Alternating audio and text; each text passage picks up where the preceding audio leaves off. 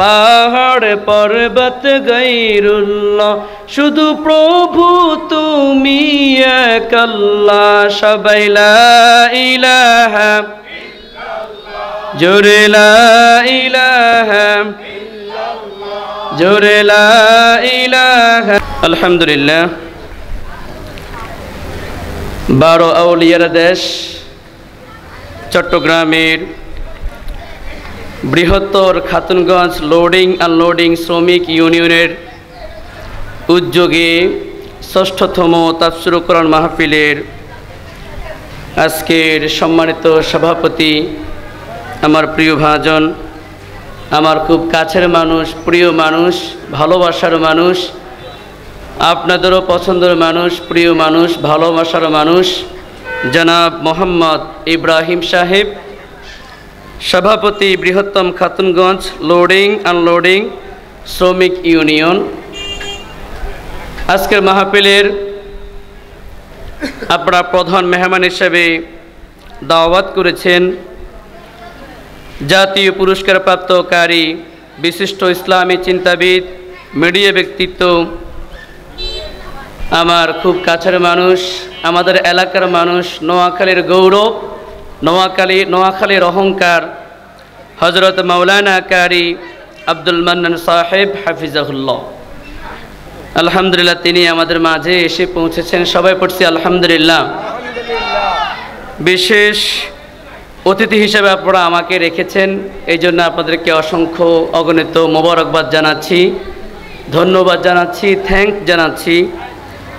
এরপরে আপনারা আরও দাওয়াত দিয়েছেন, মেহমান করেছেন। বিশেষ আকর্ষণ হিসেবে যিনি আপনাদেরকে ইসলামিক সঙ্গীত শুনিয়েছেন, মাগরিবের পর থেকে সুন্দর আলোচনা করেছিলেন, আমাদের নোয়াখালীর কৃতি সন্তান, নোয়াখালী গৌরব, আমার প্রিয় ভাই, বড় ভাই, শিল্পী মির্জা আশরাফ মাসুদ।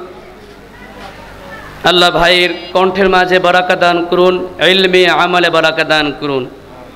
আজকের মাহফিলে যিনি সঞ্চালনার দায়িত্বে রয়েছেন, আমার পাশেই বসে আছেন, কাছেই বসে আছেন। আমি আগেও চিনতাম, গত বছরের আগের বছর আপনাদের এখানে আমি এসেছিলাম, সেই হিসাবে চিনি। তিনি হচ্ছেন আপনাদের প্রিয় মানুষ, জনাব মোহাম্মদ সিরাজুল ইসলাম, সাধারণ সম্পাদক, বৃহত্তম খাতুনগঞ্জ লোডিং আনলোডিং শ্রমিক ইউনিয়ন। আল্লাহ ওনার হায়াতের মাঝে বরকত দান করুন, দীর্ঘ জীবন দান করুন। সবাই পড়ছি আমিন। সার্বিক সহযোগিতা রয়েছেন ব্যবসায়ী, শ্রমিক ও কর্মচারীবৃন্দ। আল্লাহ রাব্বুল আলামিন সকলকে কবুল করুন। যারা আজকের এই সুন্দর আয়োজনের সাথে জড়িত রয়েছেন, শ্রম দিয়ে, অর্থ দিয়ে, মেধা দিয়ে, বুদ্ধি দিয়ে, আমার সামনে উপবিষ্ট আছেন দিন দরদি, ইসলাম প্রিয় তাওহীদি জনতা, আমার হৃদয় স্পন্দন, আমার নয়নের মণি, প্রিয় যুবক ভাইয়েরা এবং চুল দাড়ি পাকনেওয়ালা প্রিয় বাবা, দাদা, নানা, চাচা যারা রয়েছেন এবং রাস্তাঘাটে রয়েছেন, প্যান্ডেলের ভিতরে রয়েছেন ছোট্ট ছোট সোনামণিরা, পর্দার অন্তরে রয়েছেন আমাদের মা এবং বোনেরা এবং সকল ব্যবসায়ীবৃন্দ, সকলকে জানাচ্ছি মোবারকবাদ। সকলকে আমি আবার জানাচ্ছি আমার হৃদয়ের অন্তর থেকে, সবাইকে জানাচ্ছি আসসালামু আলাইকুম ওয়া রাহমাতুল্লাহি ওয়া বারাকাতুহু। ওয়ালাইকুম আসসালাম ওয়া রাহমাতুল্লাহি। প্রিয় খাতুনগঞ্জবাসী, আপনারা সবাই কেমন আছেন? সবাই ভালো আছেন? আজকের এই সুন্দর চমৎকার মাহফিলে আসতে পেরে আপনারা খুশি না বেজার? সবাই বলেন, জোরে বলিস আলহামদুলিল্লাহ।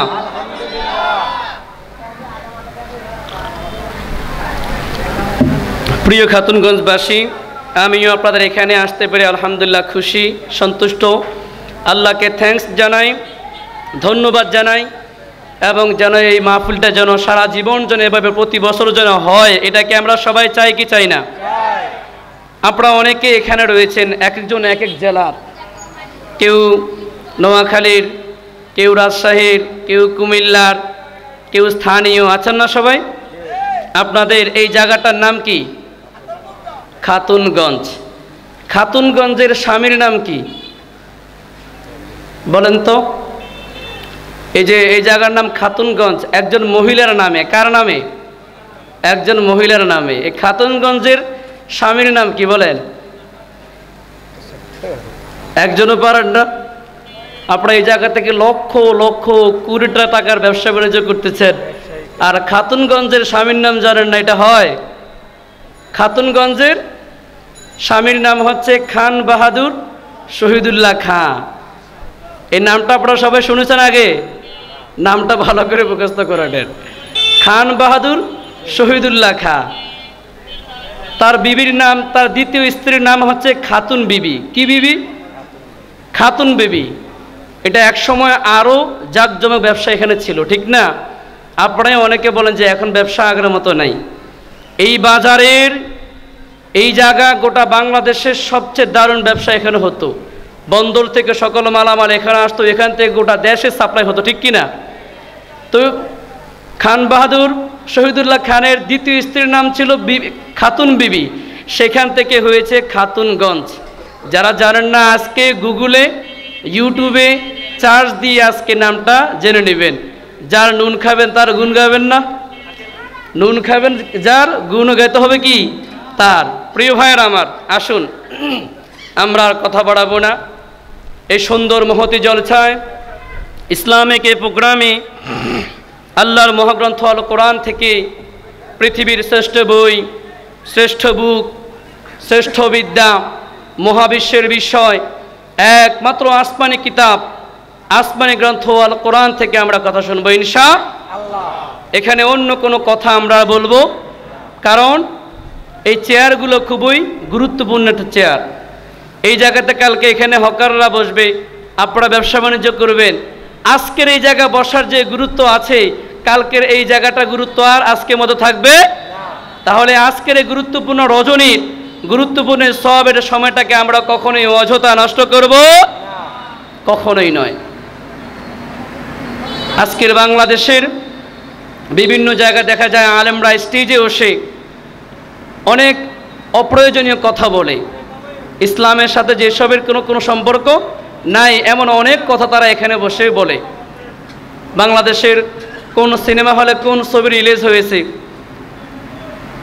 বাইরের রাষ্ট্রে কোন সিনেমা হলে কোন ছবি রিলিজ হয়েছে, কোন নাটক এখন সবচেয়ে জনপ্রিয়, কোন গান এখন সবচেয়ে জনপ্রিয়, এরকম কথাগুলো স্টেজে এসে আলেমরা বলে কি বলে না? আমরা কি স্টেজে এসে কোনো নায়ক নায়িকার, গায়ক গায়িকার, নাটক সিনেমার কথা আমরা এখানে জানতে এসেছি? তাহলে এখানে কেন আমরা এসে নায়ক নায়িকার, গায়ক গায়িকার, গান বাজনার, ছবি নাটকের, মুভির কথা আমরা এখানে কেন বলবো? আমরা এখানে সরাসরি কথা বলবো আল্লাহর কোরআন দিয়ে কথা বলেন, ঠিক কিনা? প্রিয় ভাইয়েরা আমার, এই মহাগ্রন্থ আল কোরআন শুনতে হলে, আল কোরআনের বাণী জানতে হলে আমাদেরকে দুইটা কাজ করতে হবে। কয়টা কাজ? দুইটা কাজ। কোরআন শরীফ আছে থাকলে এটা একটা আনার ব্যবস্থা করেন। প্রিয় ভাইয়েরা আমার, খাতুনগঞ্জবাসী, চট্টগ্রামবাসী, আল্লাহর মহাগ্রন্থ আল কোরআন শুনতে হলে দুইটা আদব রয়েছে, দুইটা কাজ রয়েছে, দুইটা সিস্টেম রয়েছে। আল্লাহ রাব্বুল আলামিন বলেছেন, وَإِذَا قُرِئَ الْقُرْآنُ فَاسْتَمِعُوا لَهُ وَأَنصِتُوا لَعَلَّكُمْ تُرْحَمُونَ। সবাই বলি আল্লাহু আকবার। আল্লাহ তাআলা বলেছেন, যখন কোরআন তেলাওয়াত করা হয়, কোরআনের আয়োজন করা হয়, কোরআনের তাফসীর করা হয়, কোরআনের আলোচনা, কোরআন থেকে আলোচনা করা হয়, ও মানুষেরা শোনো, তখন তোমাদের কাজ হচ্ছে দুইটা।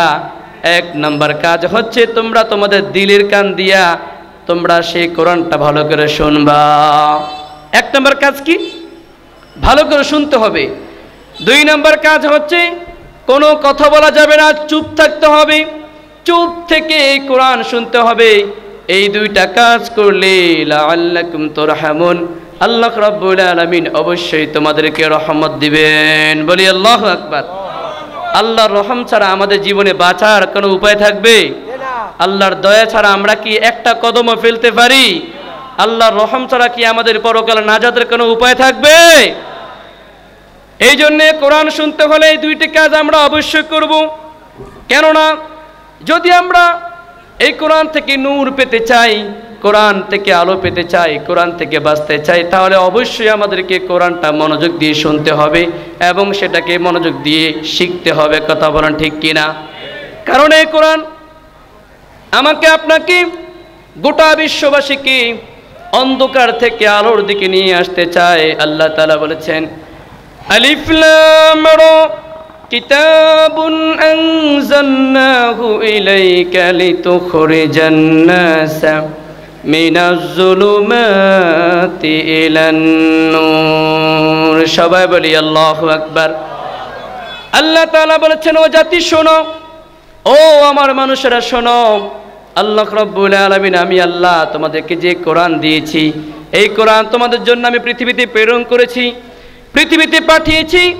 এই কোরআন তোমাদেরকে অন্ধকার থেকে আলোর দিকে তোমাদেরকে নিয়ে আসবে, তোমাদেরকে জাহিলি থেকে তোমাদেরকে হেদায়েতের দিকে কোরআন নিয়ে আসবে। সবাই বলি আল্লাহু আকবার।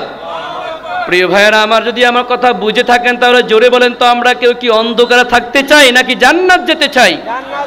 আমরা কেউ আলোতে থাকতে চাই নাকি অন্ধকারে যেতে চাই? আলোতে আমরা সবাই থাকতে চাই। যদি আমরা আলোতে থাকতে চাই তাহলে অবশ্যই আমাদেরকে এই কোরআনটা ভালো করে শেখার দরকার আছে না নাই?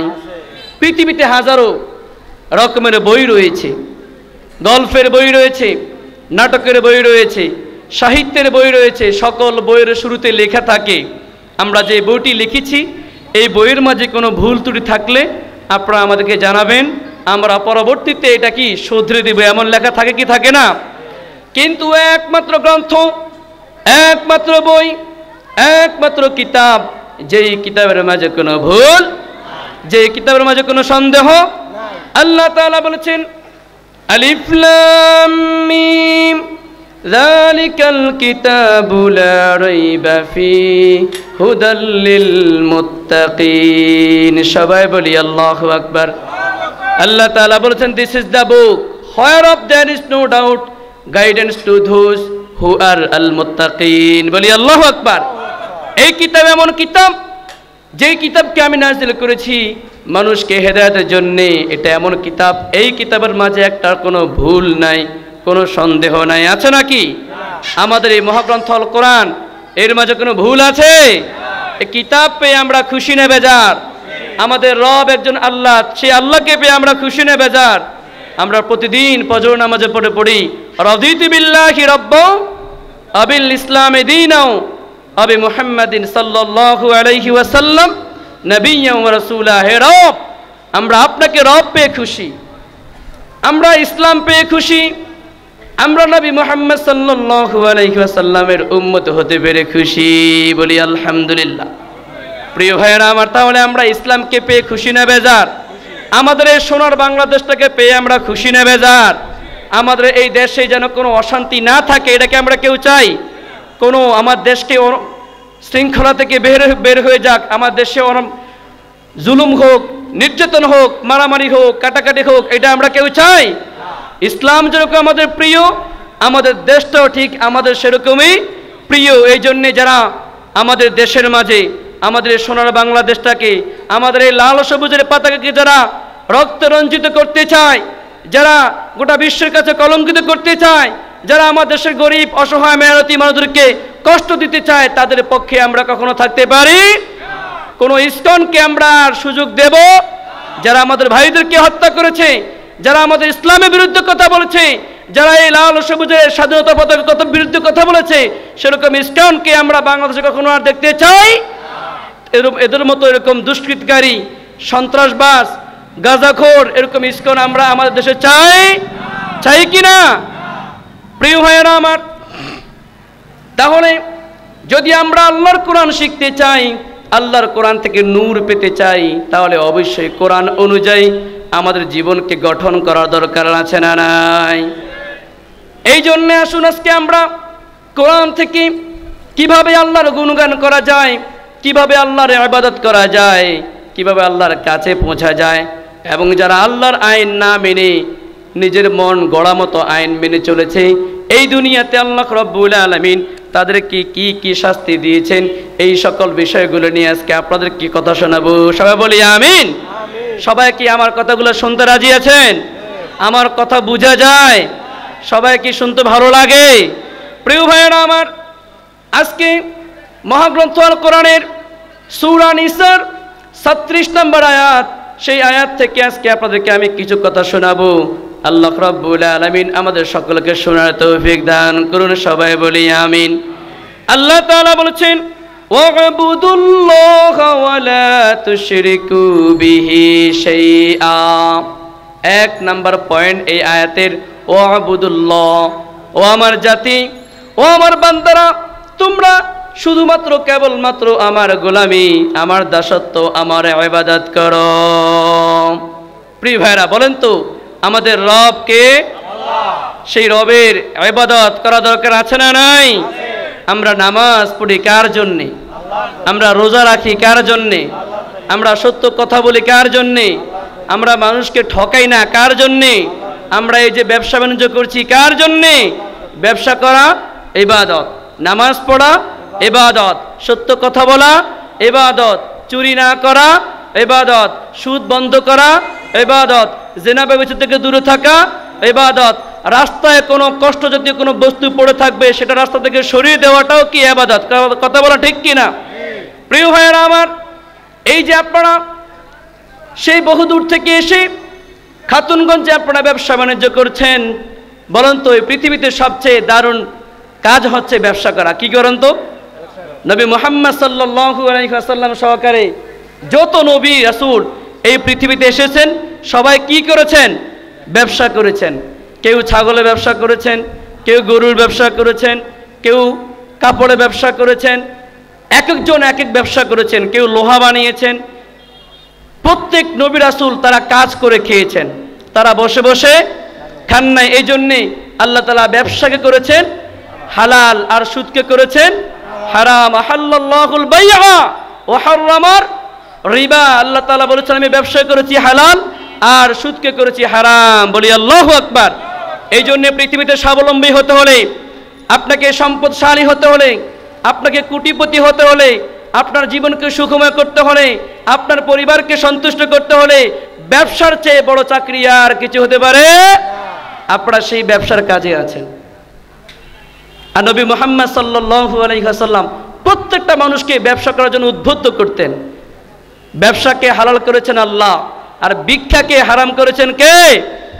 ভিক্ষা করা ভালো কাজ নয়, ব্যবসা করা সবচেয়ে ভালো কাজ। এক সাহাবী এসে বলল, নবী গো, আমার একটা কাজ দেন, আমার কিছু সম্পদ দেন, কিছু অর্থ দেন। নবী বললেন, তোমার ঘরে কিছু নাই, কিছু নিয়ে আসো, যাও। ছোট্ট একটা দেরহাম নিয়ে আসতেন, একটা কিছুটা নিয়ে আসতেন। নবী সেটাকে বিক্রি করে তাকে একটা কুড়াল কিনে দিলেন। ওই সাহাবী জঙ্গলে গিয়ে কাঠ কেটে সে নিজে কি হয়েছে? স্বাবলম্বী হয়েছে। নবী তো ইচ্ছে করলে তাকে 10 টাকা ধরে দিতে পারতেন না? এই 10 টাকাতে সে কি করতো? বিড়ি খাইতো, সিগারেট খাইতো, তার দিনটা এভাবে কি শেষ হয়ে যাইতো, তার জীবনে কোনো পরিবর্তন আসতো? এই জন্য নবীজি ব্যবসা শিখিয়েছেন। আর আপনারা সেই উত্তম কাজে রয়েছেন, ব্যবসার কাজে রয়েছেন। ব্যবসা করা যেরকম ভালো কাজ, আবার ব্যবসার মাঝে 9-6 করাটাও কি সবচেয়ে খারাপ? আমরা হালালভাবে ব্যবসা করব ইনশাআল্লাহ। আমাদের রুজির মাঝে বরকত দিবেন কে? আল্লাহ। অল্পতে সন্তুষ্ট হলে বরকত দিবেন কে? আল্লাহ। এই জন্য ব্যবসা করতে গিয়ে কখনো আমরা দুর্নীতি, তারপরে আমরা কোনো খারাপ কিছু করব না ইনশাআল্লাহ। ব্যবসা করব কার জন্যে? আল্লাহ। আপনি আমাদের যত ভাই বোনেরা, মুরব্বীরা যারা এখানে ব্যবসা বাণিজ্য করছেন, সকলে ব্যবসা মাঝে আল্লাহ আপনি বরকত দান করে, সবাই বলি আমিন। প্রিয় ভাইয়েরা আমার, তাহলে ওয়াবুদুল্লাহ, আল্লাহর ইবাদত করা, ব্যবসা বাণিজ্য করা এটাও আল্লাহর ইবাদত। আর আমরা এমন রবের ইবাদত করি যেই রব কারো কাছে মুখাপেক্ষী। মানুষ বাবার কবরে যায়, বাবার মাজার যায়, বাবার কাছে গিয়ে চায়, কবর গিয়ে চায়। বলেন তো ওই বাবার কবরে বাবা কি আমাকে আপনাকে কিছু দিতে পারবে কি না? পারবে? ওই বাবা কার বান্দা? আল্লাহর বান্দা। আমি কার বান্দা? তাহলে আমি চাইবো কার কাছে? স্বয়ং কার কাছে চাইবো? আমরা এমন কোনো ব্যক্তির কাছে চাইবো না যে নিজেই মুখাপেক্ষী, যে মরে গেলে কারো কাছে কিছু বলার ক্ষমতাও তার নাই। এমন ব্যক্তির কাছে গিয়ে আমরা কখনো চাইবো? আমরা চাইবো কার কাছে? একেবারে ছোট হয়ে যাব, দুর্বল হয়ে যাব, আল্লাহর কাছে নত হয়ে যাব, ইবাদতের মানে হচ্ছে নত হওয়া, চূড়ান্ত বিনয় হওয়া, নির্বিঘ্নে আল্লাহর জন্য কাজ করে যাওয়া, ইবাদত করে যাওয়া। ইবাদত মানে হচ্ছে আল ইবাদাতু আলাল মানাল লুগাবি গায়াতুত তাজাল্লুলি ওয়াল ইফতিকারি ওয়াস্তিকানা। ইবাদত হচ্ছে চূড়ান্ত বিনয়ের সাথে নম্রভাবে, ছোট্ট হয়ে, অসহায় হয়ে নিজেকে মুখাপেক্ষী করে আল্লাহকে বড় করে তার সামনে ইবাদত করাই হচ্ছে সবচেয়ে বড় ইবাদত। কথা বলেন ঠিক কিনা? আমরা যখন নামাজ পড়ি, যখন আমরা সিজদা করি, তখন আমরা কি পড়ি? সুবহান রাব্বিয়াল আলা। সুবহান রাব্বিয়াল মানে কি? আল্লাহ সবচেয়ে বড় আর আমি সবচেয়ে ছোট। কেন? আমি আমার মাথাটা মাটিতে ঝুঁকাই না, একেবারে নত হয়ে, ছোট্ট হয়ে মাথাটাকে মাটির সাথে ঝুঁকিয়ে সিজদা করি আর আল্লাহকে বলি, আল্লাহ আপনি হচ্ছেন বড়, আমি হচ্ছি ছোট, আপনি আমার ছোটর এই বড় কাজটাকে আপনি কবুল করে নিন। সবাই বলি আমিন। বিপদে পড়লে চাইবো কার কাছে? নাকি বাবার কাছে? মাজারে গিয়ে, ওখানে গিয়ে, সেখানে গিয়ে, কার কাছে? আল্লাহর কাছে তাকাবো। বারবার তাকাবেন কোথায়? আকাশে। কোথায়? আকাশে আছেন কে? আল্লাহ রাব্বুল আলামিন বলেছেন, قد نرى تقلب وجهك في السماء। আল্লাহ তাআলা বলেছেন, ওগো নবী আপনি কেন বারবার আকাশের দিকে তাকান? আমি সেটা বুঝতে পারি। বলি আল্লাহু আকবার। আমরা বিপদে পড়লে, মনটা অশান্ত হয়ে গেলে, দুঃখ কষ্ট আসলে বারবার হাত তুলবো কার কাছে? বারবার হাত তুলবো আল্লাহর কাছে। বারবার আকাশের দিকে ফিরে তাকালে আল্লাহ কি আল্লাহর বান্দার মনের কথা জানেন কি জানেন না? যদি বারবার রবের দিকে তাকাই, আকাশে তাকাই, আল্লাহ বুঝেন বান্দার মনে কি আছে। আল্লাহ বুঝেন, বান্দা আমি জানি তোমার অন্তরে কি আছে, আমি তোমার অন্তরের সকল আশা আকাঙ্ক্ষাগুলোকে আমি অবশ্যই পূরণ করে দেবো। বলি আল্লাহু আকবার। প্রিয় খাতুনগঞ্জবাসী, চট্টগ্রামবাসী সবাই বলুন তো, বিপদে মুসিবতে পড়লে চাইবেন কার কাছে? আর ইবাদত করব এমন এক রবের জন্যে যেই রব আমার আপনার জীবনের সব। বলি আল্লাহু আকবার। আল্লাহ আমার রব, এই রবই আমার সব। আল্লাহ আমার রব, এই রবই আমার সব। দমে দমে তনু মনে তারি অনুভব। বলেন আল্লাহ আমার রব, এই রবই আমার সব। দমে দমে তনু মনে তারি অনুভব। তোমার দুনিয়াতে আমি যেদিকে তাকাই, অথই নিয়ামতে ডুবে আছি সবাই। তোমার দুনিয়াতে আমি যেদিকে তাকাই, অথই নিয়ামতে ডুবে আছি সবাই।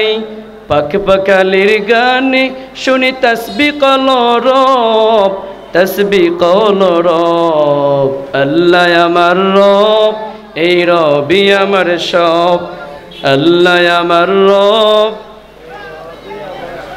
তাহলে আমাদের রব কে? আর তিনি হচ্ছেন আমাদের। এই জন্যে রব যেহেতু আমাদের, তিনি যেহেতু আমাদের সব, এই জন্যে আমরা তার জন্যে নামাজ পড়ি। আল্লাহ তাআলা বলেছেন, কুল ইন্না সলাতি ওয়া নুসুকি ওয়া মাহইয়ায়া ওয়া মামাতি লিল্লাহি রাব্বিল আলামিন। সবাই বলি আল্লাহু আকবার। ও নবী আপনি বলুন, ও নবী আপনি বলুন, নিশ্চয় আমার নামাজ, নিশ্চয় আমার জীবন, নিশ্চয় আমার কুরবানি, নিশ্চয় আমার মরণ, নিশ্চয় আমার সকল ভালো কাজ, আমার ব্যবসা বাণিজ্য সব কিছু একমাত্র মহান রবের জন্য। তিনি বলেন, তিনি কে? জোরে বলেন। সেই রবের জন্য আমরা ইবাদত করি। এই জন্য আল্লাহ বলেছেন, এক নম্বর পয়েন্ট, ও আবুদুল্লাহ, ও আমার বান্দা তোমরা শুধুমাত্র কেবলমাত্র আমাকে সেজদা করো। আর কাউকে সেজদা করা যাবে? কবরে গিয়ে সেজদা করা যাবে? সেজদা করব একমাত্র আল্লাহকে, যেই রব সবকিছু আমাকে আপনাকে দিতে সক্ষম। ঠিক কিনা? ইবাদত মানে কি? আল্লাহ রাব্বুল আলামিন যা করতে বলেছেন তা করা, আর যা ছাড়তে বলেছেন তা ছেড়ে আওয়ামিরিল্লাহ, আল্লাহর সকল আদেশগুলো মানাই হচ্ছে ইবাদত। নাওয়াহিল্লাহ, আল্লাহর সকল নিষেধগুলো মানাই বর্জন করে হচ্ছে ইবাদত। সবাই বলি আল্লাহু আকবার। আল্লাহ তাআলা বলেছেন ওয়ামা আতাকুমুর রাসূলু ফাখুযুহু ওয়ামা নাহাকুম আনহু ফান্তাহু। আমার নবী তোমাদেরকে যা দিয়েছেন তোমরা সেটা ধরো, আর তোমাদেরকে যা ছাড়তে বলেছেন তোমরা সেটা ছেড়ে দাও। বলি আল্লাহু আকবার। এখন আপনি যখন আল্লাহর জন্য ইবাদত করতে যাবেন আপনার বিপদ আসবে, আসবে না? মুসিবত আসবে, আসবে কি আসবে না?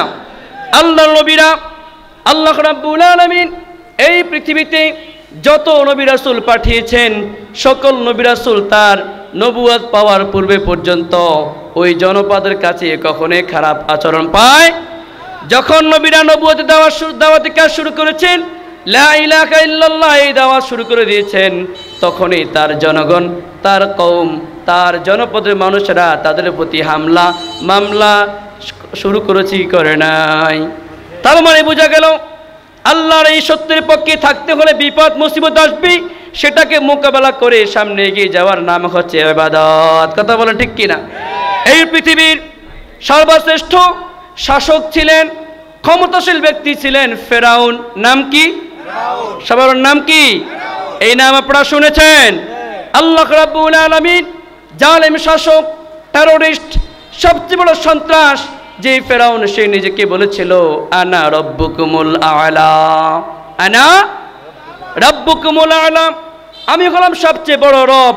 ও মিশরবাসী, ও আমার জনগণ, তোমরা আমাকে রব বলে স্বীকার করো এবং তোমরা আমাকে সেজদা করো। বলি না আউযুবিল্লাহ। সেজদা পাওয়ার মালিক কে? সেই ফেরাউন, সে তার জনগণের প্রতি জুলুম নির্যাতন করেছিল। নিষ্ঠুর নিপীড়ন করার কারণে জনগণের মানুষ, কিছু কিছু মানুষ তারা বাধ্য হয়ে ফেরাউনকে রব বলে স্বীকার করেছে, ঠিক কিনা? আবার যারা আল্লাহওয়ালা ছিলেন তারা মূসা আলাইহিস সালামের দাওয়াত পেয়ে তারা ফেরাউনকে বয়কট করে তারা মূসার প্রতি ঈমান গ্রহণ করেছেন এবং মূসার আল্লাহর প্রতি ঈমান গ্রহণ করেছেন। সবাই বলি আল্লাহু আকবার। আমরা কি ফেরাউনের দলে থাকতে চাই নাকি আল্লাহর দলে থাকতে চাই? আমরা কি আবু জেহেলের দলে থাকতে চাই নাকি মুহাম্মদ সাল্লাল্লাহু আলাইহি ওয়াসাল্লামের দলে থাকতে চাই? সবাই আমাদের এই আশা, এই দোয়াকে সবাই কবুল করে নিন। সবাই বলি আমিন। প্রিয় ভাইয়েরা আমার, সেই ফেরাউন, তার জনগণের মানুষেরা সবাই তাকে সেজদা করত, তার গোলামি করত, কিন্তু তার ঘরের মাঝে তার স্ত্রী এবং তার পালক মেয়ের দাসী, এই দুইজন মহিলা ফেরাউনকে আল্লাহ বলে স্বীকার করে। বিশ্বনবী মুহাম্মদ সাল্লাল্লাহু আলাইহি ওয়াসাল্লাম মেরাজ রজনীতে আকাশে যাওয়ার পথে জিব্রিল ফেরেশতার সাথে তিনি যখন ঊর্ধ্বগমন করতে যাচ্ছিলেন, আল্লাহর সাথে সাক্ষাতে রওনা হলেন। যাওয়ার পথিমধ্যে মুহাম্মদ সাল্লাল্লাহু আলাইহি ওয়াসাল্লাম তিনি জান্নাতের সুঘ্রাণ পেতে লাগলেন। কিসের সুঘ্রাণ? জান্নাতের সুঘ্রাণ পেতে লাগলেন। জিব্রিলকে বললেন, ভাই, ও ভাই আমার, জান্নাত মনে হয় একেবারে কাছে চলে এসেছে, আমি তো এখান থেকে জান্নাতের সুঘ্রাণ পেতে যাচ্ছি। ওই জিব্রিল ফেরেশতা বলল, ও মুহাম্মদ সাল্লাল্লাহু আলাইহি ওয়াসাল্লাম, ও আমার ভাই, এটা জান্নাতের সুঘ্রাণ নয়, জান্নাত আরো বহু দূরে, জান্নাত আরো বহু দূরে। এটা হলো জালেম শাসক ফেরাউনের কন্যার দাসীর কবর থেকে জান্নাতের সুঘ্রাণ ভেসে আসছে। বলি আল্লাহু আকবার।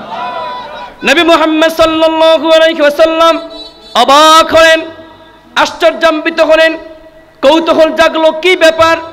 একটা দাসী, একটা বান্দি, ফেরাউনের কন্যার দাসী ছিল, সে এমন কি কাজ করেছে যার কারণে তার কবর থেকে জান্নাতের সুঘ্রাণ আসতেছে? বলি আল্লাহু আকবার। প্রিয় ভাইরা আমার, আপনারা কি আমার কথা বুঝতে পারেন? আমি কি আপনাদেরকে বুঝাতে পারি? আপনাদের কি একটু শুনতে খারাপ লাগে, বিরক্ত লাগে? কথাগুলো ইনশাআল্লাহ শেষ পর্যন্ত শোনা যাবে তো? প্রিয় ভাইরা আমার, জিব্রিল ফেরেশতাকে জিজ্ঞেস করলো, ভাই জিব্রিল, আমাকে একটু খোলাসা করে বলো, ওই ফেরাউনের পালক পুত্র, পালক মেয়ে, তার দাসী এমন কি কাজ করেছে যার কারণে তার কবর থেকে দুনিয়াতে আমরা জান্নাতের সুঘ্রাণ পাচ্ছি? জিব্রিল ফেরেশতা বলেছেন, ও আমার ভাই মুহাম্মদ সাল্লাল্লাহু আলাইহি ওয়াসাল্লাম, ফেরাউনের পালক মেয়ে ছিল, তার একটা দাসী ছিল, ওই দাসীটা ফেরাউনের মেয়ের কখন কি লাগবে সব কাজ ওই মেয়েটা করতো। একদিন হুট করে ফেরাউনের কন্যার মাথার চুল আঁচড়াচ্ছিলেন ওই দাসী, হঠাৎ করে তার হাত থেকে চিরুনিটা পড়ে যায়। চিরুনি চিনে না পড়া? তার হাত থেকে যখন চিরুনি পড়ে যায় তখন সে বিসমিল্লাহ আল্লাহু আকবার বলে মাটি থেকে চিরুনি উঠালেন। বলি আল্লাহু আকবার। ফেরাউনের মেয়ে দাসীর মুখ থেকে আল্লাহর নাম শুনতে পেয়ে সে জিজ্ঞেস করলো, আমি তো মিশরে আমার বাবার চাইতে আমার বাবা, আমি জানি আমার বাবা হচ্ছে রব, আমার বাবা ছাড়া আর তো কোনো রব নাই। তুমি কোন রবের প্রতি ঈমান গ্রহণ করেছো? তুমি কোন রবের নাম নিয়েছো? এবার ওই দাসী ওই বান্দির গোলাম সে বলল, হয় আর তো আমার বাঁচার উপায় নাই, এখন আমার ঈমানি পরীক্ষা শুরু হয়ে গেছে, আমি এখন আর কোনো কথা লুকাবো না, আর গোপন রাখবো না, আর গোপন করবো না। ওই দাসী বলল, আমি এমন রবের প্রতি ঈমান এনেছি যেই রব সকল গোটা বিশ্বের রব, যেই রব আমার রব, যেই রব তোমার রব, যেই রব তোমার বাবা ফেরাউনের রব। বলি আল্লাহু আকবার। আমাদের এই রব, আমাদের আল্লাহ গোটা বিশ্বের রব নয়, গোটা জাতির রব। ফেরাউনের মেয়ে তেলে বেগুনে গরম হয়ে গেলেন, সে তার বাবার কাছে চলে গেলেন, ওগো বাবা, আপনি মিশরে আপনার রাজত্ব খোদাই আপনি প্রকাশ করতে পেরেছেন, প্রচার করতে পেরেছেন, কিন্তু আপনার ঘরে তো আপনাকে আপনার দাসীরা এবং আপনার স্ত্রী তো আপনাকে রব বলে স্বীকার করে না। বলি আল্লাহু আকবার। ফেরাউন বলল, কে সে? বলল, আমার দাসী। সে তো আপনার প্রতি ঈমান গ্রহণ করে নাই, আপনাকে সিজদা করে না, আপনাকে মাবুদ বলে স্বীকার করে না, আপনার পায়ে সে তো সিজদা কখনোই করে না, আপনাকে রব বলে সে স্বীকার করেই না। এবার বললেন, যাও তাকে ধরে নিয়ে আসো। যখন তাকে ধরে নিয়ে আসা হলো, ফেরাউন জিজ্ঞেস করলো, কি ব্যাপার, তুমি নাকি আমার প্রতি ঈমান গ্রহণ করো নাই, তুমি নাকি অন্য কারো প্রতি ঈমান গ্রহণ করেছো? ওই দাসী বলল, হ্যাঁ ফেরাউন, তুমি সত্যি শুনেছো, আমি কখনোই তোমাকে রব বলে স্বীকার করি নাই, আমি আমার রব, আমি তোমার রব, তার প্রতি ঈমান গ্রহণ করেছি। বলি আল্লাহু আকবার। প্রিয় ভাইয়েরা আমার, ফেরাউন তাকে লোভ লালসা দেখালেন, তোমাকে আমি এই দিব সেই দিব, বাড়ি করে দেব, গাড়ি করে দেব, তোমাকে আমি আজাদ করে দেব, তোমাকে আমি মুক্ত করে দেব, তুমি আমার উপর ঈমান গ্রহণ করো, এই হাজার হাজার মানুষের সামনে তুমি আমার প্রতি মাথা নত করো, আমাকে তুমি সিজদা করো, সেই আল্লাহর পক্ষ থেকে তুমি ঈমান ছেড়ে দাও। ওই মেয়েটি বলল, দাসী বলল, কখনো নয়, আমি যে ঈমান গ্রহণ করেছি, আল্লাহকে সিজদা করেছি, এই ঈমান গ্রহণে যে মজা, আল্লাহকে সিজদা করা যে স্বাদ আমি পেয়েছি, তোমার প্রতি ঈমান এনে তোমাকে সিজদা করে আমি সেই স্বাদ সেই মজা আমি কখনো পাবো? কখনো আমি সেই মজা পাবো না, সেই স্বাদ পাবো না। এই জন্যই আমার জীবন চলে গেল, আমি ঈমান হারাবো না। বলি আল্লাহু আকবার। ফেরাউন চিন্তা করলো, এভাবে আর তাকে বোঝানো যাবে না, যেহেতু সোজা আঙ্গুলে ঘি না উঠলে আঙ্গুল কি করতে হয়? বাঁকা করতে। চাটগাইয়া ভাইয়েরা আমার কথা বুঝেন, সোজা আঙ্গুলে ঘি না উঠলে আঙ্গুলকে বাঁকা করে হলো সেটাকে উঠাতে হবে। ফেরাউন এবার ধরলো, ওই মহিলাকে ধরলো, পাকড়াও করলো, তার হাত পা বেঁধে ফেললো, এবং ওই মহিলার ওই দাসীর 5টা সন্তান ছিল। কয়টা সন্তান ছিল? 5টা সন্তান ছিল। 5টা সন্তানকে আনা হলো এবং বিশাল একটা তেলের কড়াই ব্যবস্থা করা হলো। সে কড়াইয়ের মাঝে তেল গরম করা হলো, এত বেশি উত্তপ্ত হয়েছে যে গরমে তেলগুলো টকবক টকবক টকবক করতেছে। ওই তেলের মাঝে, ওই কড়াইয়ের মাঝে যদি একটা আস্ত গরু ছেড়ে দেওয়া হয়, মুহূর্তের মাঝে গরুটা ভেজে একেবারে হাড্ডি গুড্ডি সব উপরে ভেসে উঠবে। বলি আল্লাহু আকবার। প্রিয় ভাইয়েরা আমার, এমন গরম তেলের মাঝে তেল গরম করা হলো। এবার দাসীকে বলা হলো, যদি তুমি ঈমান না ছাড়ো তাহলে তোমার এই সন্তানগুলোকে আমি এখন এই তেলের ভিতরে ছেড়ে দেব। ওই দাসী বলল, তুমি যা করো করো, আমি আমার ঈমান ছাড়বো না, জীবন দেব, কিন্তু ঈমান কখনো দেব। প্রথমে তার সন্তানটাকে দেওয়া হলো, এরপর আরো এক সন্তান, তারপর আরো এক সন্তান। যখন তেলের ভিতরে ছেড়ে দেওয়া হলো, মুহূর্তের মাঝে সন্তানগুলোর কঙ্কাল তেলের উপরে ভেসে উঠল। এই করুণ দৃশ্য দেখেও মহিলার চোখ দিয়ে পানি ঝরঝর করে পড়ছে। এবার ফেরাউন বলেছে, তোমার আর মাত্র 2টা সন্তান রয়েছে, যদি তুমি ঈমান ছেড়ে দাও তাহলে আমি তোমার এই সন্তানগুলোকে বাঁচাবো এবং তোমাকে আমি বাঁচতে দিব, তুমি যা যা চাইবে তোমাকে আমি সব দিয়ে দিব। কথা বলা ঠিক কিনা? প্রিয় ভাইয়েরা আমার, আজকের এই বর্তমান বিশ্বে, বর্তমানে যুগেও এমন কিছু শাসক রয়েছে, এমন কিছু মানুষ রয়েছে যারা সত্যকে সত্য বলতে চায় না, যারা সত্য কথা বলতে চায় তাদেরকে সত্য কথা বলতে দেয়, যারা ইসলামের পক্ষে থাকতে চায়, কোরআন প্রচার করতে চায়, তাদেরকে বলে তোমরা এটা বন্ধ করে দাও, তোমরা যা চাইবা তোমাদেরকে আমরা তা দেব। এরকম লোভ লালসা আজকের এই যুগে দেখায় কি দেখায় না? ওই মেয়েটা বলল, দাসী বলল না জীবন দিয়ে দেব কিন্তু ঈমান দেব না। ফেরাউন তার আরো একটা সন্তানকে ফেরাউন ওই তেলের ভিতরে ছেড়ে দিলেন। সাথে সাথে ওই সন্তানেরটা তেলের ভিতরে কড়াইয়ের একদম ভেজে মচমচা হয়ে তার কঙ্কালটা উপরে ভেসে উঠল। আর মাত্র একটা সন্তান, ছোট্ট সন্তান, 6 মাস বয়স, তার মায়ের বুকে খুব সুন্দর করে মায়ের বুকের স্তন থেকে দুধ পান করতেছে। এই দুধ পান করা অবস্থায় নিষ্ঠুর ফেরাউন ওই সন্তানটাকে মায়ের বুক থেকে ছিনিয়ে নেয়। যখন মায়ের বুক থেকে সন্তানটাকে ছিনিয়ে নেয়, মায়ের আর সহ্য হচ্ছিল না, কেমন জানি ঈমানটা একটু দুর্বল হয়ে যাচ্ছে। কেমন যেন ফেরাউনকে বলবে, এই ছাড়, আমার সন্তানটাকে বাঁচা, আমাকে আর মারিস না, আমার সন্তানটাকে মারিস না। কেমন যেন তার মনটা একটু দুর্বল হয়ে গেল। হঠাৎ আল্লাহ রাব্বুল আলামিনের আরজি, আল্লাহ রাব্বুল আলামিনের ইশারা, ওই সন্তানের মুখ থেকে আল্লাহ রাব্বুল আলামিন তার সন্তানটার ছোট্ট 6 মাস বয়সের সন্তানের জবানটা খুলে দিলেন। ওই সন্তান মাকে ডেকে বলেছে, মা আমি তো বেশ আনন্দে আছি, আমি তো জান্নাতের ভিতরে আছি, মা তুমি ভয় পেও না, ঈমান ছাড়ো না, তুমিও আমার সাথে তেলের কড়াইয়ের ভিতরে তুমিও ঝাঁপ দাও, তুমিও জান্নাতের সুধা পান করো। বলি আল্লাহু আকবার। ঈমানের পথে অবিচল থেকে আমার মরণ যেন হয়। সব পারেন?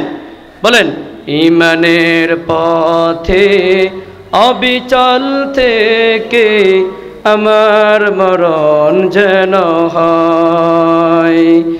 ঈমানের পথে অবিচল থেকে আমার মরণ যেন হয়। সব বলি আমিন। ঈমান নিয়ে যদি কবর যেতে পারি, দুনিয়াতে কষ্ট করলেও দুনিয়াতে আমার সুনাম থাকবে কি থাকবে না? আর যদি বেঈমান হয়ে মারা যায় তাহলে সবাই বলবে শেষ পর্যন্ত ফেরাউনের কাছে নত করে সে জীবন ত্যাগ করলো। কিন্তু সে ফেরাউনের কাছে তার জীবনকে, তার যৌবনকে, তার মাথাকে, সে মস্তককে অবনত করে নাই। আল্লাহ রাব্বুল আলামিন এর বিনিময়ে তাকে জান্নাত দিলেন। বলি আল্লাহু আকবার। প্রিয় ভাইয়েরা আমার, এমন ঈমান নিয়ে আমরা বাঁচতে চাই কি চাই না? শত বাধা আসবে, বিপদ আসবে, মুসিবত আসবে, কখনো লা ইলাহা ইল্লাল্লাহ ছাড়া যাবে? লা ইলাহা ইল্লাল্লাহ মানে কি? আল্লাহ ছাড়া কেউ নাই। আমার বুকের সাথে, আমার বুকের দিকে মাথার উপরে গুল্লি থাকবে, আমার সামনে সকল শত্রু দাঁড়িয়ে থাকবে, তবু আমি লা ইলাহা ইল্লাল্লাহ ছাড়তে পারি? লা ইলাহা ইল্লাল্লাহকে আমার জীবনের সঙ্গী বানিয়ে রাখবো, ঠিক কি না? কারণ কি? লা ইলাহা ইল্লাল্লাহ মানে কি? আল্লাহ ছাড়া কেউ। এই জমিন কার? আকাশ কার? জমিন কার? চন্দ্র কার? সূর্য কার? গ্রহ নক্ষত্র সবকিছু বানিয়েছেন কে? তাহলে লা ইলাহা ইল্লাল্লাহ জীবন চলে গেল, কখনো এটা ছাড়া যাবে? এই জন্য আমরা আমাদের পিছনের ইতিহাস থেকে, সেই আসিয়া আলাইহিস সালাম থেকে নিয়ে, ফেরাউনের দাসীর কাছ থেকে নিয়ে, সে বেলাল থেকে, সুমাইয়া রাদিয়াল্লাহু তাআলা জীবন থেকে আমরা ঈমানের কাহিনী শুনে আমাদের ঈমানকে তাজা করা দরকার আছে না নাই? প্রিয় ভাইয়েরা আমার, তাহলে এভাবে আল্লাহর ইবাদত করতে হলে বিপদ আসবে, মুসিবত আসবে, বালা মুসিবত আসবে, সব কিছুকে মোকাবেলা করে আমাদের সামনে অগ্রসর হওয়া দরকার আছে না নাই? এই পৃথিবীতে অনেক জাতি এসেছিল, যেই জাতির কাছে আল্লাহ রাব্বুল আলামিন যুগে যুগে অনেক নবী রাসূল পাঠিয়েছেন। কি পাঠিয়েছেন? অনেক নবী রাসূল আল্লাহ রাব্বুল আলামিন যুগে যুগে পাঠিয়েছেন। সকল নবীকে আল্লাহ তাআলা একটাই মিশন দিয়েছেন। সেই মিশনগুলো হচ্ছে, আল্লাহ রাব্বুল আলামিনের কাছে আল্লাহ রাব্বুল আলামিন একটা জাতির নাম হচ্ছে মাদিয়ান জাতি। কি নাম বলেছি বলেন তো? মাদিয়ানবাসী, ওই মাদিয়ানবাসীর কাছে আল্লাহ রাব্বুল আলামিন একজন বিশিষ্ট নবী, নাম তার শুআইব। কি? শুআইব আলাইহিস সালামকে আল্লাহ রাব্বুল আলামিন ওই জাতির কাছে পাঠিয়েছেন। আল্লাহ তাআলা কোরআনে সূরা হুদের ৮৪ নম্বর আয়াতে আল্লাহ তাআলা বলেছেন, ওয়া ইলা মাদিয়ানা আখাহুম শুআইবা ক্বালা ইয়া কওমি ইবুদুল্লাহা মা লাকুম মিন ইলাহিন গায়রু। শুআইব আলাইহিস সালামকে আল্লাহ রাব্বুল আলামিন মাদিয়ানবাসীর কাছে তাদের ভাই করে পাঠিয়েছিলেন, নবী করে পাঠিয়েছিলেন। আর সেই শুআইব নবী তিনি তার জাতিকে বলেছিলেন, ইয়া কওমি ইবুদুল্লাহ, ও আমার জাতি, ও আমার এলাকাবাসী, ও আমার বস্তিবাসী, ও আমার শহরবাসী, তোমরা এক আল্লাহর ইবাদত করো। কার ইবাদত করব? কার? এক আল্লাহ ছাড়া আর কারো ইবাদত করা যাবে? এবং তোমরা এক মহান রবকে মানো, যেই রব ছাড়া তোমাদের আর কোনো সত্য ইলাহ, আর কোনো মাবুদ, আর কোনো উপাসনাকারী নাই। এভাবে আল্লাহ রাব্বুল আলামিন শুআইব আলাইহিস সালামের পরে আল্লাহ রাব্বুল আলামিন একজন নবী পাঠিয়েছিলেন। সেই নবীর নাম হচ্ছে নূহ আলাইহিস সালাম। কি বলেন তো? নূহ আলাইহিস সালাম। আল্লাহ রাব্বুল আলামিন নূহ আলাইহিস সালামকে তার জাতির কাছে পাঠিয়েছিলেন। নূহ আলাইহিস সালাম তার জাতির কাছে আসলেন, আর এসে বললেন, লাকাদ আরসালনা নূহান ইলা কওমিহি ফাকালা ইয়া কওমি ইবুদুল্লাহা মা লাকুম মিন ইলাহিন গায়রু ইন্নী আখাফু আলাইকুম আযাবা ইয়াউমিন আযীম। সবাই জোরে বলি আল্লাহু আকবার। প্রিয় ভাইয়েরা আমার, নূহ আলাইহিস সালামকে আল্লাহ রাব্বুল আলামিন তার জাতির কাছে পাঠালেন। নূহ আলাইহিস সালাম তার জাতির কাছে আসলেন, এসে বলল, আমার জাতি, ও আমার গোষ্ঠী, ও আমার মহল্লাবাসী, তোমরা এক আল্লাহর ইবাদত করো, আল্লাহ ছাড়া তোমরা আর কারো ইবাদত করবে? দেখেন তো, প্রত্যেক জাতি এসে, প্রত্যেক নবী এসে তার জাতিকে বলছেন, হে আমার জাতিরা, তোমরা কার ইবাদত করো?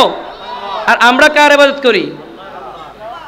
কিন্তু আমাদের মাঝে এমন কিছু মানুষ আছে যারা আল্লাহকে ভালো লাগে, যারা ইসলামকে ভালো লাগে, নামাজ পড়তে মন চায়, এমন কিছু মানুষ আছে না নাই? যারা সারাক্ষণ গান নিয়ে ব্যস্ত, সারাক্ষণ নাটক নিয়ে ব্যস্ত, সারাক্ষণ ছবি নিয়ে ব্যস্ত, সারাক্ষণ বিভিন্ন রকম পাঠ নিয়ে ব্যস্ত, এমন মানুষ আছে না নাই? সারাক্ষণ গান বাজনা মদ জুয়া এগুলো নিয়ে ব্যস্ত। অথচ আল্লাহ বলেছেন, তোমরা আমার ইবাদত করো, আমাকে সিজদা করো, আমাকে ছাড়া তোমরা আর কোনো কাউকে তোমরা রব বলে স্বীকার করো। কিন্তু আমরা আছি যত সব হারাম কাজে, যেসব কাজগুলো আল্লাহ তাআলা নিষেধ করে দিয়েছেন সেগুলোতে আমরা ব্যস্ত হয়ে যাই। কথা বলেন ঠিক কিনা? আজকের এই সুন্দর মাহফিলটা যে আমরা এখানে আপনারা আয়োজন করেছেন, বলেন তো এই মাহফিলে যারা আয়োজন করেছেন, যারা এসেছেন, যারা ওয়াজ করতেছেন, যারা শুনতেছেন, সকলের আমলনামায় নাকি হচ্ছে কি হচ্ছে না? আর যদি আজকে এখানে গানের আয়োজন করা হতো, বাংলাদেশের নাম করা সিঙ্গারদেরকে আনা হতো, তাহলে কি বলুন তো, এখানে প্রতিটি গানের সুরে কি প্রত্যেকটা গানের সুরে একটা একটা করে নেকি লেখা হতো? কিন্তু আজকের এই দুনিয়াতে এমন বহু জায়গা রয়েছে যারা ইসলাম পছন্দ করে না, আল্লাহর দ্বীন প্রতিষ্ঠা করতে চায় না, কোরআনে মাহফিলে বাধা দেয়, কোরআনকে বন্ধ করতে চায়।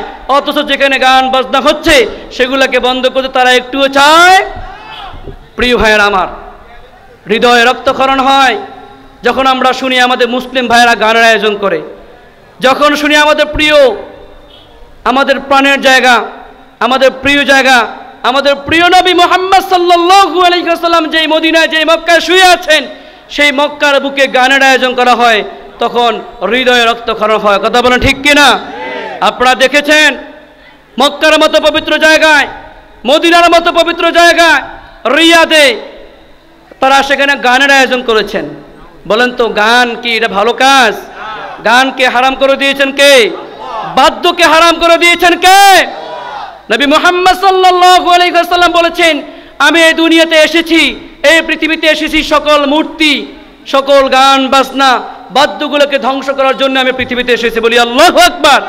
আর সেই নবীর দেশে, সেই নবীর জায়গায় তারা আজকে কি করতেছে? গানের আয়োজন। তারা আমাদের গোটা বিশ্বের মুসলিমকে রক্তক্ষরণ তারা লাগিয়ে দিয়েছে। এটা কখনো তারা ভালো কাজ করতে পারে? মক্কা আর মদিনা হচ্ছে গোটা বিশ্বের জন্য রোল মডেল। সেখানে যদি তারা গানের আয়োজন করে, নর্তকীর আয়োজন করে, বিভিন্ন পক শিল্পীর গানের আয়োজন করে, এর চাইতে বড় দুঃখজনক আর কিছু হতে পারে?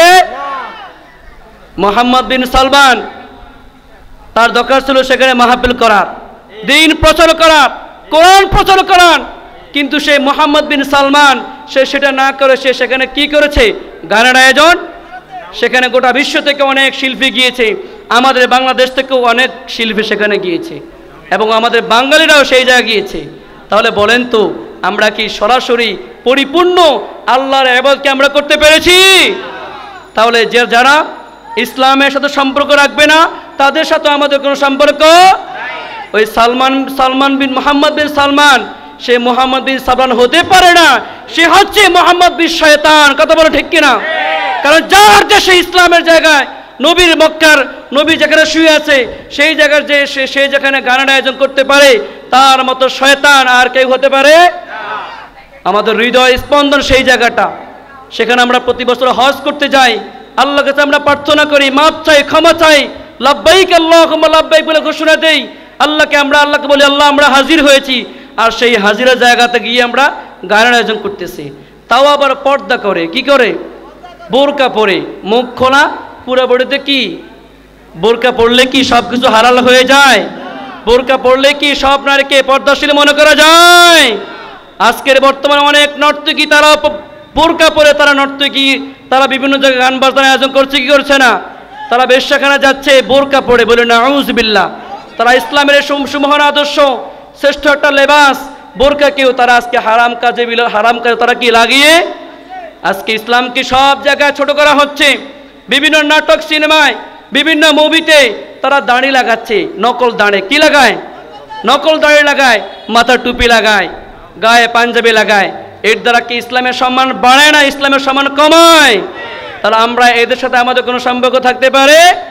প্রিয় ভাইয়েরা আমার, তাহলে যদি আমরা পরিপূর্ণভাবে আল্লাহ রাব্বুল আলামিনের ইবাদত না করি তাহলে কখনো আমরা শান্তি অর্জন করতে পারবো?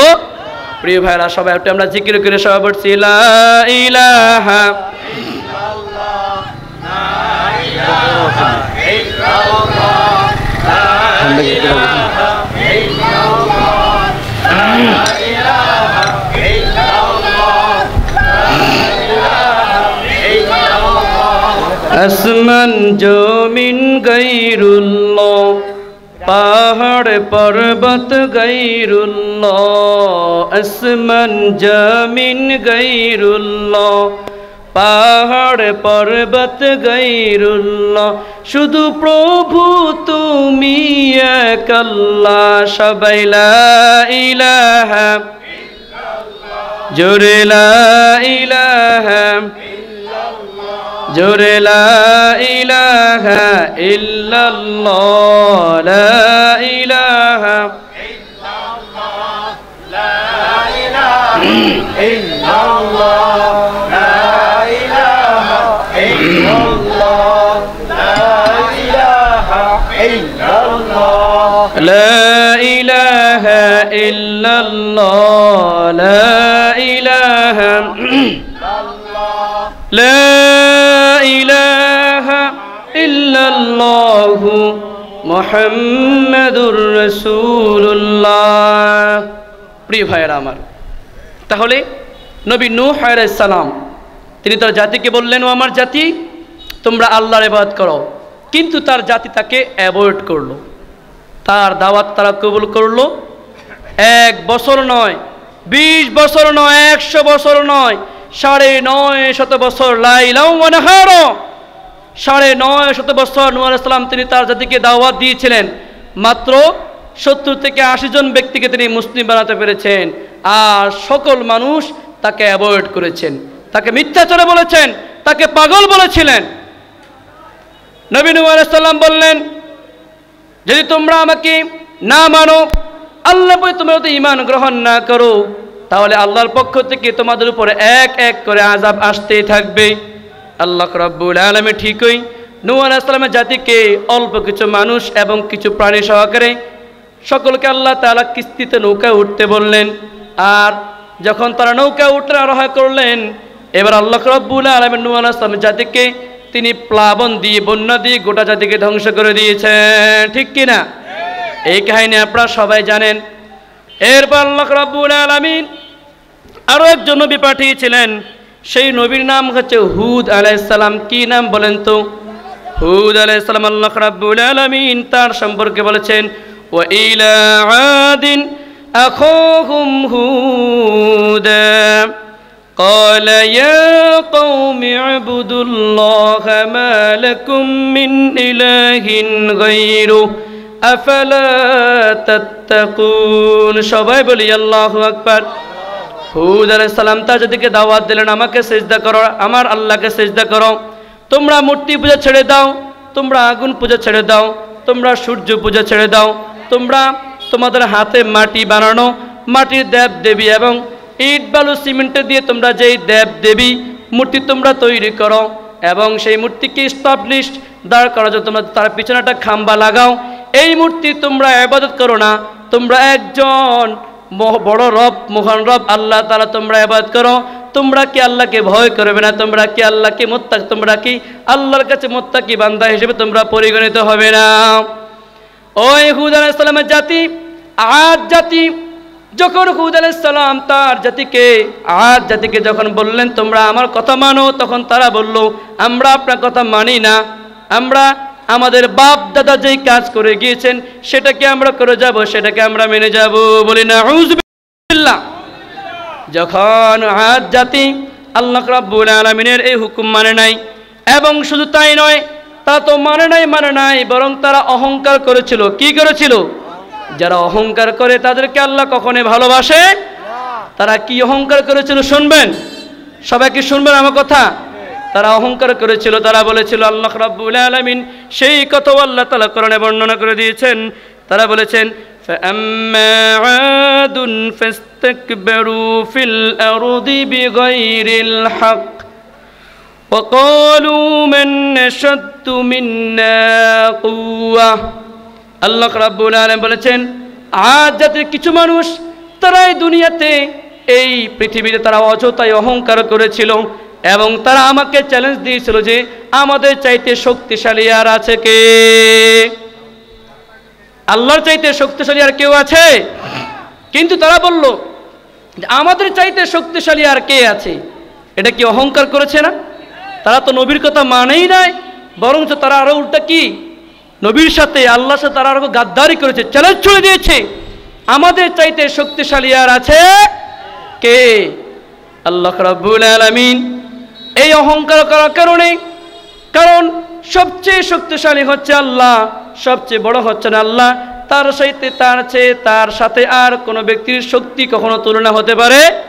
আল্লাহ রাব্বুল আলামিন এই জন্যে আদ জাতিকে ধ্বংস করে দিয়েছেন। কিভাবে আল্লাহ তাআলা ধ্বংস করেছেন? আল্লাহ রাব্বুল আলামিন যখন তারা অহংকার করেছিল, বলেছিল আমাদের চাইতে শক্তিশালী আর আছে কে, তখন আল্লাহ রাব্বুল আলামিন তাদের সেই আদ জাতির প্রতি আল্লাহ রাব্বুল আলামিন 3 বছর পর্যন্ত কোনো বৃষ্টি দেন নাই। কয় বছর পর্যন্ত? 3 বছর পর্যন্ত আল্লাহ তাআলা আদ জাতির প্রতি কোনো বৃষ্টি দেন? বলেন তো, যখন গরমের মৌসুম আসে 1 মাস 2 মাস 3 মাস বৃষ্টি না হলে আমাদের অবস্থা কি অবস্থা হয়ে যায়? আমাদের অবস্থা হয়ে যায় না? আমরা কান্না করে শুরু করে দেই রবের কাছে, আমরা আল্লাহর কাছে ক্ষমা চাইতে শুরু করে দেই, আমরা নামাজ পড়তে শুরু করে দেই, সালাতুল ইস্তিসকা নামাজ পর্যন্ত আমরা বিভিন্ন মাঠে আমরা পড়তে থাকি, আর আল্লাহর কাছে আমরা বৃষ্টি প্রার্থনা করতে থাকি। আর সেই আদ জাতি তাদেরকে 3টা বছর পর্যন্ত আল্লাহ তাআলা কোনো বৃষ্টি দেন। এরপর আল্লাহ তাআলা এটা পরীক্ষা করার জন্য দিয়েছে, দেখি আমার বান্দারা, আমার আদ জাতিরা তারা কি আমার দিকে ফিরে আসে কিনা। কিন্তু তারা আর ফিরে আসে? তারা বলছে আমরাই হলাম সবচেয়ে শক্তিশালী।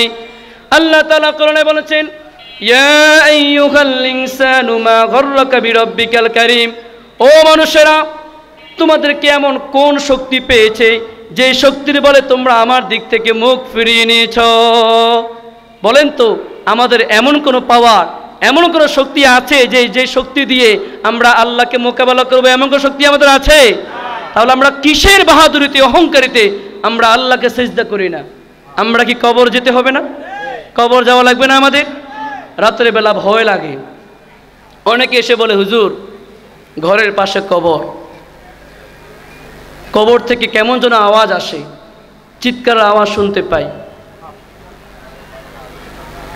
কবর থেকে কেমন যেন পিস পিস পিস পিস আওয়াজ আসে, কান্নার আওয়াজ আসে। আল্লাহ ও হুজুর, জানালা খুলতে মন চায়, ভয় লাগে। মাঝে মাঝে কবর দেখা যায় কি যেন উড়ে, কেমন যেন সাদা সাদা কিছু হাঁটাচলা করছে, চিৎকার করছে। অন্ধকার মাটির ঘর কবর। এই দুনিয়াতে আমার বন্ধুর সাথে আমি ঘোরাফেরা করি, আমার বন্ধু ছাড়া আমি একটা মুহূর্ত চলতে পারি না, আমার দায়িত্বশীল ব্যক্তি ছাড়া আমি একটা মুহূর্ত চলতে পারি না। এই কবরের ভিতরে আমাকে আপনাকে একা একা আমার বন্ধু রেখে চলে আসবে। অন্ধকার মাটির ঘর, বন্ধু এক মুঠো মাটি দিয়ে চলে আসবে, বাবা মাটি দিয়ে চলে আসবে, দাদা মাটি দিয়ে চলে আসবে। একা একা সেই মাটির ঘরে আমাকে আপনাকে থাকতে হবে। বলেন তো সেই দিন আমার সাথে আমার বন্ধু যাবে কিনা? যেই বন্ধুর সাথে আমি আড্ডা দিয়েছি, ঘন্টার পর ঘন্টা আমি মোবাইল ব্যবহার করেছি, গেমস খেলেছি, নাটক দেখেছি, মুভি দেখেছি, সিনেমা দেখেছি, ব্যবসা বাণিজ্য করেছি, উঠা বসা করেছি, বিভিন্ন পার্টিতে আমি গিয়েছি, বাবা খেয়েছি, মজা খেয়ে গাঁজা খেয়েছি। সেই বন্ধুটাও আমার কবরে এক মুঠো মাটি দেওয়া ছাড়া আমার জন্য আর কিছু করবে? কি ভয়ঙ্কর কবর দৃশ্যগুলো হবে। চারপাশ অন্ধকার, উপরে মাটি, নিচে মাটি, ডানে মাটি, বাঁয়ে মাটি, সব দিকে মাটি আর মাটি, অন্ধকার। কেউ নাই তখন আমার পাশে। কেউ থাকবে? থাকবে কে? এই জন্যে সেই মহান রবকে আমাদের স্বীকার করা দরকার আছে না নাই? সেই রবকে আমাদের সেজদা করা দরকার আছে না নাই? প্রিয় ভাইয়েরা আমার, যখন আদ জাতি নবী হুদ আলাইহিস সালামের কথা মানলেন না, 3 বছর আল্লাহ রাব্বুল আলামিন তাদের জনপদে কোনো বৃষ্টি দেন নাই। এরপরও তারা আল্লাহর দিকে ফিরে আসে নাই। বৃষ্টি না হওয়ার কারণে, প্রচণ্ড গরমের কারণে তাদের সকল ফসলাদি, বাগ বাগিচা, গাছ গাছালি, শাক সবজি, চাষাবাদ সব কিছু ধ্বংস হয়ে গেল। বলি আল্লাহু আকবার। এরপরও তারা আল্লাহর দিকে ফিরে আসে নাই। এবার আল্লাহ রাব্বুল আলামিন তাদেরকে আল্লাহ রাব্বুল আলামিন 7 দিন, আল্লাহ রাব্বুল আলামিন তাদেরকে 8 দিন 7 রাত পর্যন্ত একাধারে বৃষ্টি দিয়ে আল্লাহ রাব্বুল আলামিন তাদেরকে জমিন থেকে একেবারে ধ্বংস করে দিয়েছেন। বলে নাউযুবিল্লাহ। তাহলে বলেন তো আমরা কি সেই আদ জাতির মতো হতে যাব?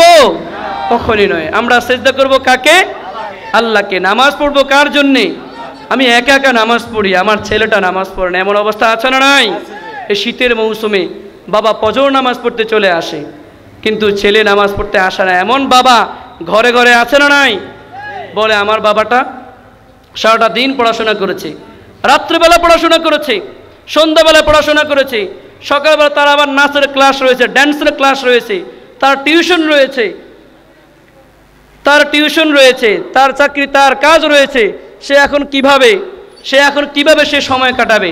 কিভাবে সে ফজর নামাজ পড়বে? বাবাটা ঘুমাক।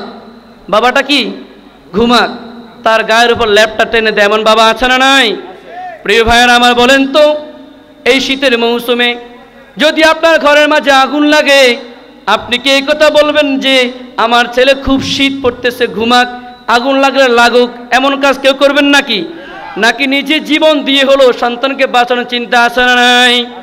তাহলে যেই কবরে সেই জাহান্নামের আগুন বড় ভয়ঙ্কর হবে, সেই জাহান্নামের আগুন থেকে আপনার সন্তানকে বাঁচানো দরকার আছে না নাই?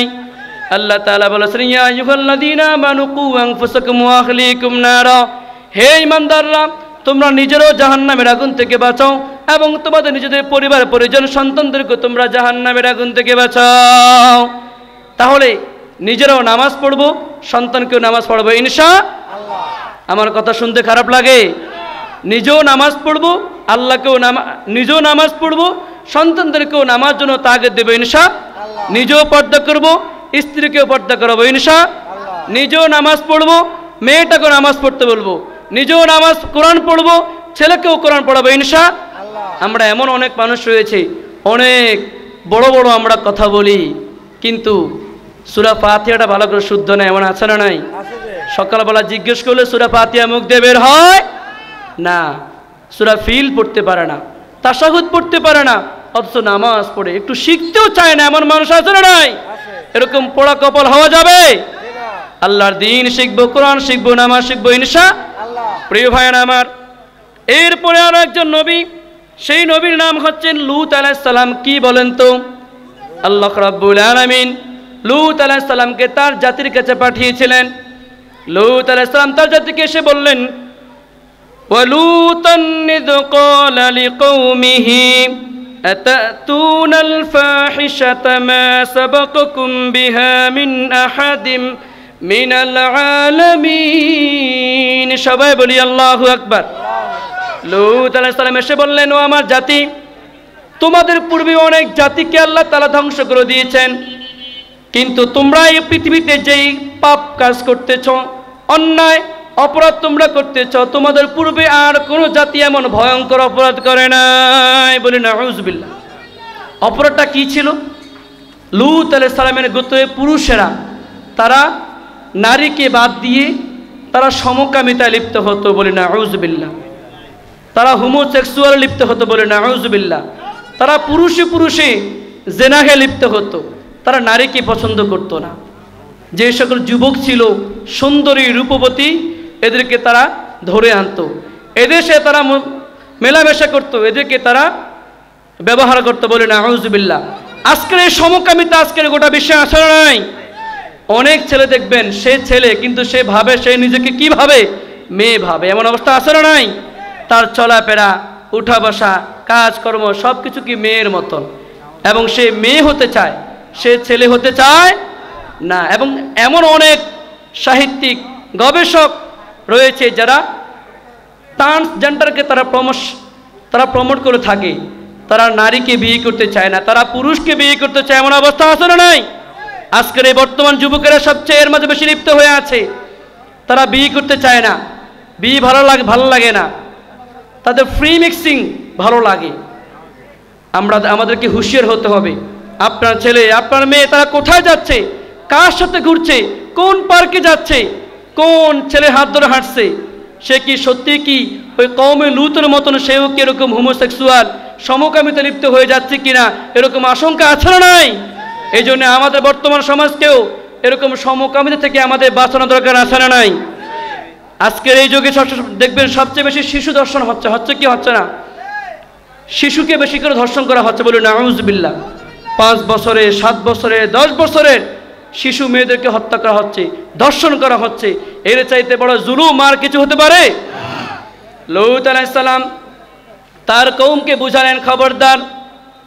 কত মায়ার নবী ছিলেন, দয়ার নবী ছিলেন। তোমরা নারীদেরকে বিয়ে করো, তোমরা পুরুষে পুরুষে আসক্ত হয় না, তোমরা বৈধ পথে তোমাদের যৌবন চাহিদা তোমরা মিটাও। যদি তোমাদের ইচ্ছে হয় তোমরা আমার মেয়েদেরকে বিয়ে করো। আল্লাহু আকবার।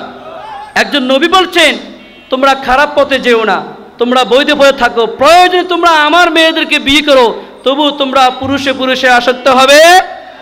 প্রিয় ভাইয়েরা আমার, লূত আলাইহিস সালামের কাছে আল্লাহর পক্ষ থেকে 2 জন ফেরেশতা এসেছিলেন মানুষের বেশ ধরে, যুবকের বেশ ধরে। একজন হচ্ছেন জিবরিল আলাইহিস সালাম, আরেকজন হচ্ছেন মিকাইল আলাইহিস সালাম। জিবরিল এবং মিকাইল আলাইহিস সালাম তারা যুবকের বেশ ধরে লূত আলাইহিস সালামের কাছে এসেছিলেন। তখন ওই লূতের কওমে এত নষ্ট হয়ে গিয়েছে, এত জালিম হয়ে গিয়েছে, তাদের চিন্তা ভাবনা এত খারাপ হয়ে গিয়েছে, মেহমানের সাথে কেমনে আচরণ করতে হবে সেটাও তারা ভুলে গিয়েছে। লূত আলাইহিস সালামের কাছে 2 জন ফেরেশতা এসেছিলেন। ওই জিবরিল ফেরেশতা এবং মিকাইল ফেরেশতাকেও তারা অফার করলো যে আমরাও তোমাদের সাথে সমকামিতা লিপ্ত হতে চাই। বলি নাউযুবিল্লাহ। আল্লাহ রাব্বুল আলামিন দেখলেন যে লূত আলাইহিস সালামের কওম তারা খুব বেশি সীমা লঙ্ঘন করে ফেলেছে। এই সীমা লঙ্ঘন করার কারণে আল্লাহ রাব্বুল আলামিন তাদেরকে ধ্বংস করে দিলেন। বলি আল্লাহু আকবার। কিভাবে ধ্বংস করেছেন? আল্লাহ রাব্বুল আলামিনের ফেরেশতা জিবরিল আলাইহিস সালাম এই কওমের কাছে এসে এমন জোরে চিৎকার দিলেন, শব্দ দূষণ করলেন, সাউন্ড পলিউশন করলেন, যার কারণে তাদের চিৎকারের আওয়াজে তাদের কানগুলা ফেটে ফেটে তারা কি জমিনে পড়ে গেছে। এবং অন্য বর্ণনা এসেছে আল্লাহ রাব্বুল আলামিন নির্দেশে জিবরিল ফেরেশতা পুরো লূতের কওমকে এভাবে হাতের উপর তুলে আকাশ পর্যন্ত উঠান, একেবারে উপরে তুলে এবার থাপাস করে নিচের দিকে ছেড়ে দেন। বলে নাউযুবিল্লাহ। ওই জায়গাটা এখন একটা নদী হয়ে গেছে। কি হয়ে গেছে? ওই নদীকে বলা হয় ডেড সি, মানে মৃত সাগর। ওই সাগরে কোনো মাছ জন্মায়, ওই সাগরে কোনো মানুষ ডুবে, আপনি যত জোরে লাফ দিবেন আপনি নিচে ডুববেন না, এই সাগরে কোনো কিছুই হচ্ছে না। এটা হচ্ছে অভিশপ্ত সাগর, ডেড সি, মৃত সাগর, বলে নাউজুবিল্লাহ। প্রিয় ভাইয়েরা আমার, তাহলে আমি আজকে বলতে চাচ্ছিলাম যে আমরা শুধুমাত্র কেবলমাত্র এক আল্লাহ রাব্বুল আলামিন তাসবিহ গোপন করব, এক আল্লাহ রাব্বুল আলামিন সিজদা করব, এক আল্লাহ রাব্বুল আলামিনকে আমরা রব হিসেবে স্বীকার করব এবং আল্লাহ রাব্বুল আলামিনকে আমরা সিজদা করব ইনশাআল্লাহ। এই পৃথিবীতে আল্লাহ রাব্বুল আলামিন গাছ সৃষ্টি করেছেন, পাহাড় সৃষ্টি করেছেন, আসমান সৃষ্টি করেছেন, সূর্য সৃষ্টি করেছেন, গ্রহ নক্ষত্র তারাপুঞ্জিকে আল্লাহ রাব্বুল আলামিন সৃষ্টি করেছেন। সকল কিছুই সিজদা করে কাকে? সকল কিছুই সকাল সন্ধ্যায় সিজদা করে কার? তাসবিহ জপে কার? আল্লাহর হুকুম ছাড়া একটা প্রাণীও তারা লড়ে। তাহলে প্রিয় ভাইরা আমার, যে আশরাফুল মাখলুকাত হয়ে আমরা কি ওরকম গাছের মতো আমাদের হওয়া দরকার আছে না নাই? আমরাও সারা জীবন সিজদা করে যাব কাকে? আল্লাহ রাব্বুল আলামিন। এই জন্য সিজদার সর্বশ্রেষ্ঠ মাধ্যম হচ্ছে নামাজ। কি বলেন তো? নামাজের মাধ্যমে বান্দা আল্লাহর যত কাছে পৌঁছে, অন্য ইবাদতের মাধ্যমে বান্দা আল্লাহর কাছে পৌঁছতে পারে। এই যে আমার শ্রমিক ভাইরা, ব্যবসায়ী ভাইরা কাজ করতেছেন, কাজের পাকে জিহ্বায় চলবে সুবহানাল্লাহ, আলহামদুলিল্লাহ, লা ইলাহা ইল্লাল্লাহু আল্লাহ। আপনি কাজ করবেন, মাল নামাবেন, বস্তা মাথায় উঠাবেন, আপনার মুখ কি বন্ধ রাখা চলবে? কাজ করা অবস্থায় মুখে জিকির করলে কি আপনার কাজে কোনো ব্যাঘাত ঘটবে? নামাজের সময় হয়েছে, সকল কাজকে বাদ দিয়ে নামাজ পড়া যাবে তো ইনশাআল্লাহ? নামাজকে জীবনের শ্রেষ্ঠ সম্পদ মনে করতে হবে। ঈমান গ্রহণ করার পরে সর্বশ্রেষ্ঠ সম্পদ হচ্ছে নামাজ। বলি আল্লাহু আকবার। আল্লাহ রাব্বুল আলামিন বলেছেন, আমার বান্দা তোমরা যদি আমার কাছে আসতে চাও, যদি তোমরা আমার নিকটবর্তী হতে চাও, তাহলে তোমরা আমাকে বেশি বেশি করে সিজদা করো। বলি আল্লাহু আকবার। ওয়াসজুদ আকতারিব, ওয়াসজুদ আকতারিব, তোমরা সিজদা করো, সিজদার বিনিময়ে তোমরা আমার কাছে চলে যাও। কথা বলো ঠিক কিনা? আর নামাজ পড়লে আমাদেরকে জান্নাত দিবেন কে? সালাত কায়েম করো, সালাত কায়েম করো, হবে জান্নাত তুমি, হবে সম্মানী তুমি, দেবে কাল হাসরে শীতল ছায়ায় আরশে আজিম, রব্বিয়াল আলা, রব্বিয়াল আজিম। সবাই বলি আমিন। তাহলে বেশি করে নামাজ পড়া যাবে তো ইনশাল্লাহ? আর এই নামাজ পড়বো আমরা কিভাবে? জামাতে। কিভাবে? নাকি একা একা ঘরে বাহিরে কাজ কাম সব কিছু শেষ করে তারপরে যখন সময় শেষ হয়ে যাবে সেই সময় না। আল্লাহু আকবার, যখন আজান হবে ঠিক তখনই আমাদের হাতের সব কাজগুলো বন্ধ করে দিয়ে আমরা আল্লাহর জন্য নামাজ পড়ব। কথা বলে ঠিক কিনা?